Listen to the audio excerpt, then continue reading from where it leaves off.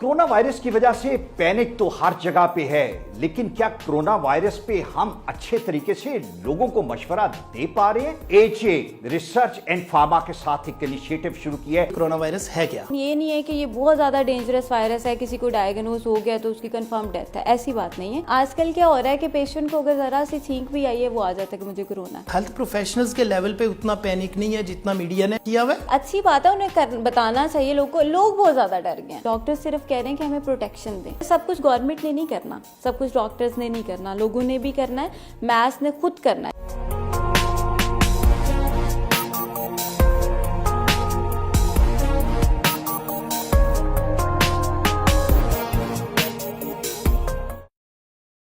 AJ Research and Pharma is a responsible pharmaceutical company operating in Pakistan. We are about to start a program by the name of AJ Health Point. इस programme का मकसद क्या है? इस programme का मकसद है कि हम अपना एक हम्बल कंट्रीब्यूशन कर सकें इस सोसाइटी में, इस हेल्थ केयर सिस्टम में, या कि इसका total health care management system improve हो सके। बहुत से प्रोग्राम आप देखते होंगे टेलीविज़न पे जो कि हेल्थ से रिलेटेड आते हैं, मगर बहुत कम प्रोग्राम्स ऐसे होंगे जो सारे की प्लेयर्स को एड्रेस करते हो। When we talk about a disease, there are a number of myths related with the disease. When we talk about patients, they have their own problems. Then there are doctors, there are hospitals, there are pharmacies, and there are pharmaceutical companies manufacturing, distribution networks हैं, और government के इदारे हैं जिनकी regulations implement होती हैं। जब तक इन सब सिस्टम्स को अच्छी तरह से समझा ना जाए, उनकी प्रॉब्लम्स को समझा ना जाए, हम ये नहीं डिसाइड कर सकते कि प्रॉब्लम कहाँ पर आ रही है, हम उसको का कोई सोल्यूशन नहीं दे सकते। So it's very important to address all the components involved in the health care cycle. The idea of this program is to provide you solutions by talking to experts in the relevant fields. बिस्मिल्लाहिर्रहमानिर्रहीम, अस्सलाम वालेकुम। Tahir Mahmood program health point के साथ आपकी खिदमत में हाजिर। ख़वातीन व हज़रात, आप जानते हैं कि आज का जो मौजू है वो इसलिए बहुत इंपॉर्टेंट है कि इस मौजू पे पूरी दुनिया में लॉकडाउन हो चुका है, यूनिवर्सल क्राइसिस है। पूरी आपने देखा यूनिवर्सिटीज़ पहले बंद हुई, स्कूल्स बंद हुए, इंस्टीट्यूशंस बंद हुए, और अब ये टाइम आ गया है कि आपके शॉपिंग मॉल्स बंद होना शुरू हो गए। क्वारंटाइन लोगों ने डेवलप की, उसका नुकसान ये हुआ या फ़ायदा कह सकते हैं, लेकिन मैं जनरल जो पहले आज से पहले जो सिचुएशन थी उसके वर्सेस कह रहा हूँ कि लोग लोगों से मिलने से कतराते हैं, मजहबी इज्तिमात नहीं हो रहे। जी नाजरीन, मैं बात कर रहा हूँ कोरोना की, जो इस वक्त पूरी दुनिया को तिगनी का नाच नचा रहा है। कोरोना के ऊपर इतनी बात हो चुकी है कि मुझे लगता है हम में से हर बंदे को ये पता है ये कोरोना वायरस है क्या, लेकिन फिर भी हमें नहीं पता, इसलिए कि हमारे पास जो इन्फॉर्मेशन आती है वो बिट्स एंड पीसेस में आती है, और हर बंदे ने अपने मुताबिक ना सिर्फ उस वायरस की बात करनी होती है बल्कि उसके तदारुक की, उसके ट्रीटमेंट की, वो तमाम चीज़ें उनको अपनी सहूलत के मुताबिक करनी होती हैं। लेकिन एजे रिसर्च एंड फार्मा के प्लेटफॉर्म से हम आपको आज बताएंगे ये कोरोना वायरस है क्या और इसकी हम कैसे बेहतर तरीके से मैनेजमेंट कर सकते हैं, ताकि इस मुल्क में जहां हर दिन एक्सपोनेंशली पेशेंट बढ़ रहे हैं हम उनको कैसे कम कर सकते हैं। उसके लिए आज हमें ज्वाइन किया है हमारे यहाँ पे एक गुलाब देवी हॉस्पिटल के नाम से हॉस्पिटल है जिसमें सबसे ज़्यादा चेस्ट के पेशेंट आते हैं। यूँ समझिए कि 95% चेस्ट के पेशेंट आएंगे, बाकी जो भी पेशेंट होंगे उनमें प्री एग्जिस्टिंग ज़रूर चेस्ट की डिजीज़ होंगी। इसका मतलब ये है कि ये वो पेशेंट हैं, इनमें अगर कोरोना अल्लाह ना करे हो तो सबसे ज़्यादा यहाँ पेशेंट में रिपोर्ट होगा। वहीं से हमें ज्वाइन किया है डॉक्टर नादिया बशीर ने, जो वहाँ पे प्रैक्टिसिंग क्लिनिशियन है। हम आज उनसे बात करेंगे। अस्सलाम वालेकुम डॉक्टर साहब। वालेकुम सलाम। ये बताइएगा कि कोरोना वायरस आपने भी सुना, हमने भी सुना, आप मुझे बताइए ये कोरोना वायरस है क्या? कोरोना वायरस आप लोगों ने, ये एक वायरस है, वायरस की डिफरेंट टाइप्स होती हैं, ठीक है। ये हमारे अपर रेस्पिरेटरी ट्रैक को इन्फेक्ट कर रहा है, लेकिन ये नहीं है कि ये बहुत कोई हम कहें कि ये बहुत ज़्यादा डेंजरस वायरस है, किसी को डायग्नोज हो गया तो उसकी कंफर्म डेथ है, ऐसी बात नहीं है। ये हमारे इम्यूनिटी सिस्टम को अफेक्ट कर रहा होता है, ठीक है। इसमें हमारे पास जो पेशेंट आता है उसके डिफरेंट सिम्टम्स के साथ आता है। फ्लू होता है पेशेंट को, पेशेंट लेथार्जिक होता है, ठीक है, फीवर के साथ आता है। उसके बाद अगर हम लोग इसकी अल्टीमेटली अगली स्टेज देखते जाएं तो निमोनिया के साथ फीवर ज़्यादा हो जाता है, जॉइंट्स पेन स्टार्ट हो जाती है, तो इस तरह के पेशेंट्स आ रहे हैं। लेकिन अगर हम लोग हॉस्पिटल सेटअप की बात देखें ना, आजकल क्या हो रहा है कि पेशेंट को अगर ज़रा सी छींक भी आई है वो आ जाता है कि मुझे कोरोना। ऐसा नहीं है, ऐसी बात नहीं है। कोरोना का जो है हमारे पास ट्रांसफॉर्मेशन तो बहुत ज़्यादा है, इसकी human to human transformation start हो गई है। मैं थोड़ा सा आपको ना इसकी अक्रेंस बताती हूँ कि ये हुआ क्या है। इसमें यह कि स्टार्ट बेसिकली हुआ चाइना के एक प्रोविंस वुहान से। वहाँ पर different animal to human transformation start हो गई है। जो हमारा वायरस है ना, वायरस डिफरेंट फॉर्म्स के अंदर चेंज करता है, ठीक है। इसको हम लोग ट्रांसजेनिक ट्रांसफॉर्मेशन भी कहते हैं, ठीक है। ये ट्रांसफॉर्मेशन क्या होती है कि इसके अंदर जो वायरस है, ये वायरस ह्यूमन से एनिमल की बॉडी के अंदर जाता है और एनिमल से ह्यूमन की बॉडी के अंदर आता है। और आप लोगों को पता है कि जब भी हम लोग एक चीज़ के हैबिचुअल नहीं होते ना, किसी भी चीज़ के, तो क्या होता है, हमारे लिए एक बड़ी अजीब बात होती है। हमारी बॉडी अभी इस वायरस से हैबिचुअल नहीं थी। ये वायरस जब इस बॉडी के अंदर आया तो हमारे पास कोई वैक्सीन नहीं है, कोई इसका ट्रीटमेंट नहीं है। इस वजह से भी ये थोड़ा सा हाइप क्रिएट हुई है कि पेशेंट्स की डेथ हो रही है। मैं आपको कथा कलामी की माजरत, यहाँ एक चीज़ पूछना चाहूँगा कि पहले ये कॉन्सेप्ट था कि जो हराम फूड खाते हैं, यानी लाइक बैट सूप से और इस तरह से आया है। अब वक्त के साथ साथ हमने देखा मुस्लिम कंट्रीज़ में बहुत तेज़ी से फैल रहा है। तो क्या इसका कोई कोरिलेशन था या अब ये भी ख़त्म हो गया है? अच्छा, एक चीज़ मैं आपको क्लियर कर दूं यहाँ पर कि ये खाने की वजह से नहीं हुआ कि हराम फूड खाया है उसकी वजह से हुआ, ऐसी बात नहीं है। ये एयरबोर्न डिजीज थी, ड्रॉपलेट इन्फेक्शन हुआ है, ठीक है। ड्रॉपलेट इन्फेक्शन बैट्स, रैट्स से, ठीक है। उन जिस तरह उन्हें खांसी हुई तो वो ड्रॉपलेट्स गए इन्वायरमेंट के अंदर, ठीक है। वहाँ से उस पॉपुलेशन, वो जो वुहान प्रोविंस था, वहाँ के लोगों के अंदर चला गया ये, ठीक है। अगर हम ये नहीं कह सकते कि वो उन्होंने खाया था बैट्स का कोई मीट वगैरह, इस तरह की चीज़ उन्होंने खाई है। मतलब है ये जस्ट एक मिथ है और अंडरस्टैंडेबल जो सिचुएशन है वो ये है कि ये अब मैन टू मैन ट्रांसफर हो रहा है। ट्रांसफर हो मुझे रहा ये है। बताइएगा कि क्या we are ready to face this crisis? मैं इस वक्त जानता हूं कि इकोनॉमी, आप भी जानती हैं और जनरल पब्लिक भी जानती है कि हमारी इस वक्त इकोनॉमी कोलैप्स कर रही है, हमारी नहीं पूरी दुनिया की। हेल्थ प्रोफेशनल्स रेडी हैं क्या इसको काउंटर करने के लिए? आपने ऐसी क्या मेजर्स लिए हैं जिससे आपको लगता है कि yes we can cater it? अच्छा, अभी तो जाहिर सी बात है, एक नई चीज़ थी, कोई भी बंदा इस चीज़ के लिए रेडी नहीं था। लेकिन एक ये बड़ी फॉर्चुनेट से चीज़ हुई है कि ये इसकी जो स्टार्ट हुआ है ना, चाइना से हुआ है। चाइना बड़ा डेवलप कंट्री है और ये बड़ा एक अच्छा है कि उन लोगों ने बड़ा अच्छा काम किया था। उन्होंने 2 से 3 हफ्ते के दरमियान ही इस चीज़ को डायग्नोज कर लिया ये क्या चीज़ है। उसके रेलिवेंटली अगर हम लोग ये देखेंगे पाकिस्तान जैसे या किसी भी अंडर डेवलप कंट्री के अंदर ये चीज़ होती तो वर्ल्ड वाइड ये चीज़ फैल जाती, लेकिन पता ना चलता ये क्या है। पेशेंट जब आपके पास आता है तो फ्लू का पेशेंट तो फ्रॉम एजीज आ रहा है। मैं कल देख रहा था एक जगह कि ये शायद 1918 के अंदर एक वबा की तरह फैला था, जैसे आज ये पेंडेमिक है। तो ये बताइए कैसे आप आइसोलेट करेंगी इन्फ्लुएंजा के पेशेंट को, नॉर्मल फ्लू के पेशेंट को, रेस्पिरेटरी डिजीज़ के पेशेंट को और कोरोना वायरस के पेशेंट को?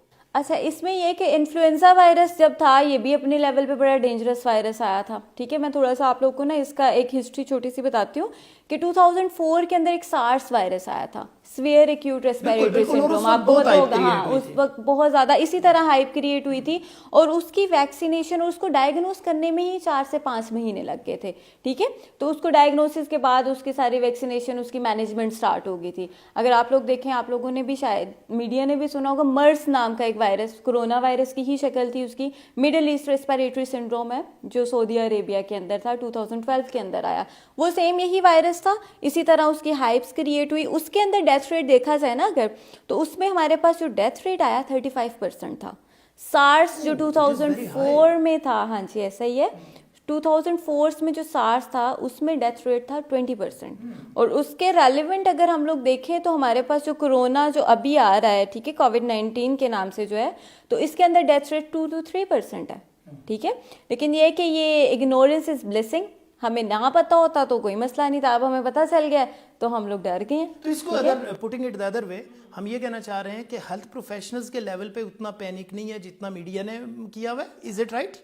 हम लोग ये भी कह सकते हैं कि बहुत ज़्यादा मीडिया भी, मैं ये नहीं कहती कि मीडिया ने बहुत ज़्यादा पैनिक कर दिया, अच्छी बात है, उन्हें बताना चाहिए लोगों को, लोग बहुत ज़्यादा डर गए हैं। अच्छा, पहले ये होता था कि जो ट्रैवल हिस्ट्री के साथ लोग आ रहे थे उनके साथ ये प्रॉब्लम था। अब तो नेटिव्स में भी, आज के दिन की न्यूज़ थी कि नेटिव्स में भी निकल के आ रहा है। इसका मतलब है ट्रांसमिशन लेवल बहुत हाई है, बहुत ज़्यादा। तो इसका मतलब है कि आने वाले दिनों में आपको लगता है कि शायद बहुत बड़ा क्राइसिस हेल्थ सेक्टर में भी आएगा? हाँ, ऐसा भी है। अगर हम लोग कहें ना कि हाइप्स क्रिएट हुए, हाइप्स एक तरह से हमारे लिए पॉजिटिविटी भी नहीं है कि हम लोग उससे डर के एटलीस्ट हम प्रिकॉशनरी मेजर्स तो करेंगे। अगर हम लोग उस प्रिकॉशनरी मेजर्स को फॉलो करते हैं ना, तो हम ये जो चेन लाइक प्रोसेस स्टार्ट हो गया हुआ है ह्यूमन टू ह्यूमन ट्रांसफॉर्मेशन का, तो इसको हम ब्रेकअप कर सकते हैं। ठीक है, करना क्या है डॉक्टर के लेवल पे, पेशेंट के लेवल पे, बीइंग हेल्थ प्रोफेशनल? अच्छा, इसमें ये है कि सबसे पहले मैं आप लोगों को ये बताऊं कि मैस गैदरिंग से अवॉइड किया जाए। ठीक है, आप लोगों को पता है गवर्नमेंट भी बड़े अच्छे काम कर रही है, मार्केट्स बंद हो रही हैं, ये सारी चीज़ें हैं, लोग उस चीज़ को भी नेगेटिवली लेके जा रहे हैं, लेकिन ये एक पॉजिटिव चीज़ है कि मैस गैदरिंग को हम लोग कम करें,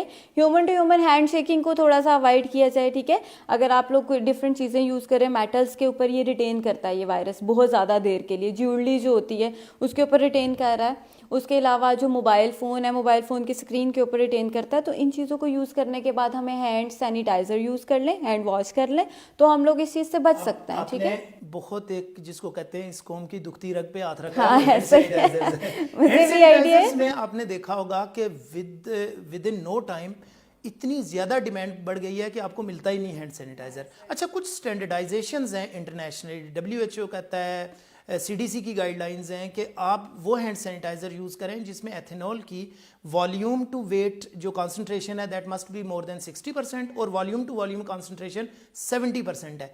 इसका क्या रोल है, ऐसा क्यों कहा जा रहा है? आम जो मार्केट में अवेलेबल हैं सैनिटाइजर्स जिनमें कम है एथेनॉल की क्वांटिटी, उससे क्या नुकसान होगा? इसमें ये है कि हमारा जो माइक्रो ऑर्गेनिजम्स होते हैं ना, उसके अंदर रेजिस्टेंसी बहुत ज़्यादा होती है। ठीक है, रेजिस्टेंस बहुत ज़्यादा होती है, उनको किल करने के लिए हमें ये जो जब WHO के अकॉर्डिंग भी ये वाली जो है हमें इतना वॉल्यूम चाहिए होता है। इस वजह से आप लोगों ने जब भी हैंड सैनिटाइजर लेना है तो इस चीज़ को देखना होता है कि उसके अंदर कितने % है। और एक चीज़ मैं आपको बता दूं, लाजमी नहीं है कि हैंड सैनिटाइजर नहीं है तो कोरोना वायरस मुझे लाजमी होगा, आजकल इस तरह भी हो रहा है। तो एक छोटा सा मैं आप लोग को एक टोटका ही बताती हूँ, थोड़ा सा कॉस्ट इफेक्टिव भी होगा लोगों के लिए। स्प्रिट लें आप लोग, ठीक है, एलोवेरा जेल लें, थोड़ा सा पानी लें, उसको मिक्स करके अपने पास जार में रख लें। ठीक है, कोई भी चीज़ आपने काम किए, कोई चीज़ यूज़ की है, मोबाइल यूज़ किया, मोबाइल फ़ोन के बाद आप लोग उसे आप एक हैंड मॉइस्चराइजर भी हो जाएगा और जर्म किलर भी हो जाएगा, और आपके लिए बड़ा एक हैंड हाइजेनिक भी हो जाएगा ये ट्रीटमेंट जो है। अच्छा, एक बड़ा क्वेश्चन ये है कि हमने देखा कि जहाँ से ये स्प्रेड शुरू हुआ था या जहाँ से चाइना से इनिशिएट हुआ था, अब उनके पास नया पेशेंट नहीं आ रहा। इसका मतलब है कि उन्होंने इसके इंसिडेंस को भी रोक दिया है और इसके स्प्रेड को भी रोक दिया है। अब मुझे ये बताइए, इस चेन को कैसे ब्रेक कर सकते हैं जो इस तेज़ी से एक्सपोनेंशियली बढ़ रहा है पाकिस्तान आपको मैंने बताया ना, इस चेन को हम लोग ह्यूमन टू ह्यूमन ट्रांसफॉर्मेशन हो रही है ना, तो जैसे ही हम उस ह्यूमन टू ह्यूमन कॉन्टेक्ट को ब्रेक करेंगे तो ये चेन ब्रेक होती जाएगी। कैसे होगा? देखिए, अब जनरल पब्लिक के लिए एक आसान तरीका ये बता दीजिए कि कैसे ब्रेक किया। आपने हैंड सैनिटाइजर की बात कर ली, आपने ये बता दिया कि आइसोलेशन वार्ड्स होंगे, एक बंदे को डायग्नोज हो गया है, अब उसकी पूरी फैमिली है, सारी फैमिली एट रिस्क होगी, क्या उनके साथ किया जाए, how to treat them, I mean socially कैसे ट्रीट किया जाए और एज हेल्थ प्रोफेशनल कैसे ट्रीट किया जाए? अच्छा, इसको ये है कि हम लोगों ने अभी तक हमारे पास एज अ हेल्थ प्रोफेशनली मैं देखूं तो हमारे पास अभी कंजर्वेटिव ट्रीटमेंट्स हैं। ठीक है, हम लोगों ने जो सिम्टम्स आ रहे हैं पेशेंट को, अगर फ्लू है तो फ्लू का ट्रीटमेंट किया जा रहा है, डायरिया हो गया तो डायरिया का ट्रीटमेंट किया जा रहा है, पेशेंट को हेडेक है, फीवर है तो हम लोग वो ट्रीटमेंट कर रहे हैं। अगर हम लोग देखें कि हम लोग वायरस के खिलाफ क्या करें, उसके खिलाफ हम कुछ भी नहीं कर रहे, उसको कवर किसने करना है, हमारी बॉडी ने करना होता है। ठीक है, हम लोग एज अ हेल्थ प्रोफेशनल लोगों को ये कहते हैं कि वो इम्यूनिटी को बूस्ट अप करें, अपनी डाइट को अच्छा करें। इम्यूनिटी कैसे? इम्यूनिटी को हम लोग अपने डिफरेंट डाइट्स को अच्छा करें। कोई रिकमेंडेशंस हैं आपकी? हाँ, डिफरेंट आप लोग मल्टीविटामिन्स यूज़ कर सकते हो उसके लिए। ठीक है, विटामिन डी भी बहुत ज़्यादा अच्छा होता है, हमारे हेल्थ के लिए बड़ा अच्छा होता है, इम्यूनिटी वगैरह को बूस्ट अप करने के लिए। डाइट्स, वेजिटेबल्स वगैरह आप लोग यूज़ कर सकते हो। तो आप जितना हाइजेनिक की तरफ जाओगे उतना ज़्यादा आप लोग इस चीज़ को अवॉइड करोगे। ठीक है, और एज अ पाकिस्तानी आप लोग को एक अच्छी चीज़ भी बताऊँ, हमारा जो पाकिस्तान है ना, ये एक यंग कंट्री के अंदर आता है। ठीक है, यंग कंट्री मीन कि इसके अंदर मैक्सिमम पॉपुलेशन जो है हमारी यंग जनरेशन है। तो ये जो वायरस है ये यंग जनरेशन को अफेक्ट तो कर सकता है, लेकिन उस यंग जनरेशन की जो इम्यूनिटी लेवल है वो बड़ा हाई होता है। ठीक है, जिसके अंदर इम्यूनिटी लेवल हाई है वो इस चीज़ को ईजिली आते हैं, सिम्टम्स आते हैं, इस चीज़ को वो कोप अप भी कर जाएगा। ठीक है, तो ये ज़्यादातर जो मोर्टेलिटी रेट हमारा देखने में आ रहा है ये एल्डरली पेशेंट के अंदर आ रहा है या चिल्ड्रन के अंदर आ रहा है। ठीक है, अभी तक वैसे चिल्ड्रन के अंदर कोई कंफर्म डेथ नहीं हुई है, ये WHO की रिकमेंडेशन के अकॉर्डिंग मैं आप लोगों को एक चीज़ बता रही हूँ कि यंग जनरेशन को ये डेथ नहीं कोज कर रहा। ठीक है। लेकिन हमारे यहाँ कैसा हो रहा है, अगर आप ओपीडीज इमरजेंसीज में देखते हैं, बूढ़े लोग नहीं आते, यंग लोग ज्यादा आए होते हैं, और यंग लोग तो उन्हें जगह भी नहीं दे रहे होते टेस्ट करवाने की, ठीक है, तो उन्हें नहीं मिल रही होती, तो यंग लोग तो इस चीज को कर जाते हैं और इम्यूनिटी को बूस्टअप किया जाए। आप लोग बीइंग हेल्थ प्रोफेशनल्स इस वक्त क्या चैलेंजेस फेस कर रहे हैं? क्योंकि मुझे ये लग रहा है कि कई दफ़ा मैंने सुना है, बल्कि आजकल ये काफ़ी डिस्कशन हो रही है कि जी जो डॉक्टर्स हैं वो हड़ताल कर रहे हैं पाकिस्तान में। मैं तो इमेजिन भी नहीं कर सकता कि हॉस्पिटल बगैर डॉक्टर के और डॉक्टर पेशेंट को चेक ना करे, तो इससे बड़ा ह्यूमन क्राइसिस नहीं आएगा। तो आप मुझे बताइए कि ये क्या, इसमें कहाँ तक सच्चाई है और कैसे, क्या क्या चैलेंजेस हैं जो आप एज हेल्थ प्रोफेशनल देख रहे हैं? आप मुझे बताएं कि अगर हम आर्मी को भेज रहे हैं बॉर्डर के ऊपर, उसको हम लोग असला नहीं दे रहे, उसको हम कुछ भी नहीं दे रहे, तो वो जाएगी कभी? वो यही कहेगी ना कि मैं जाके क्या करूंगी वहां पे।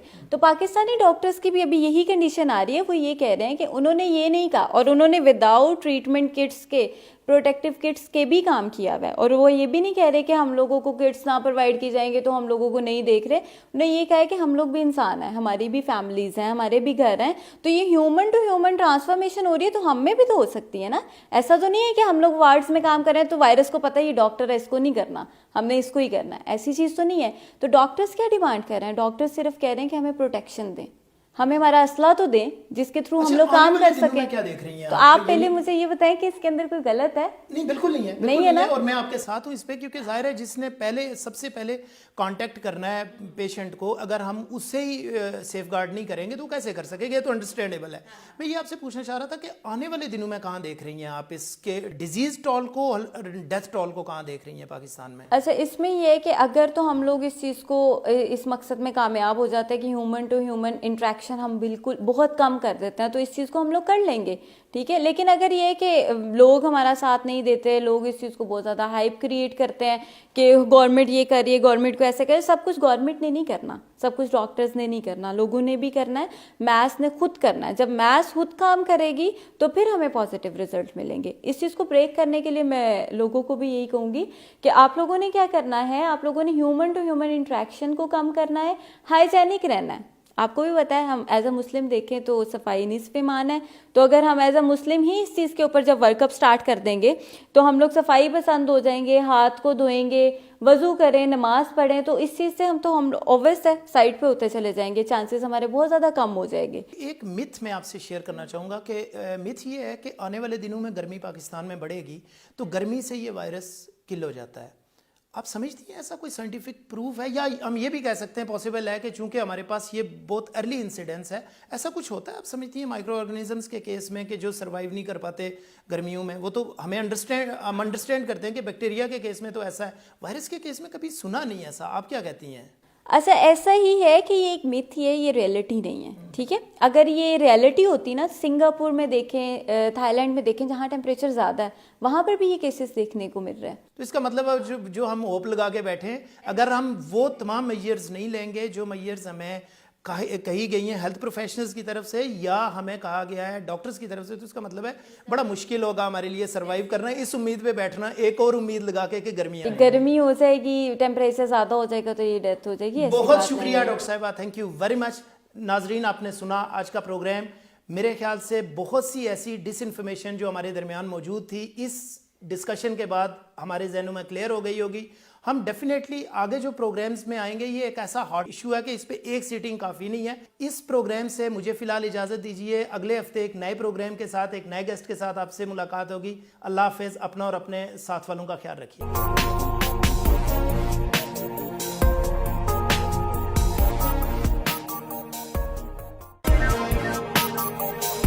मैं हूं ताहिर महमूद और आपके लिए लेकर आ रहा हूं प्रोग्राम एजे हेल्थ पॉइंट। इसमें हम बात करेंगे पाकिस्तान में हेल्थ केयर सेक्टर की इम्प्रूवमेंट की।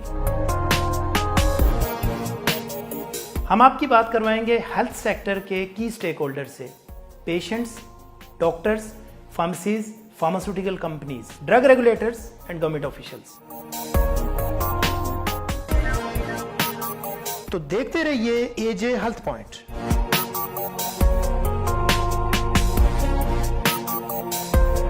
AJ Health Point, a joint venture of Just One TV and AJ Research and Pharma.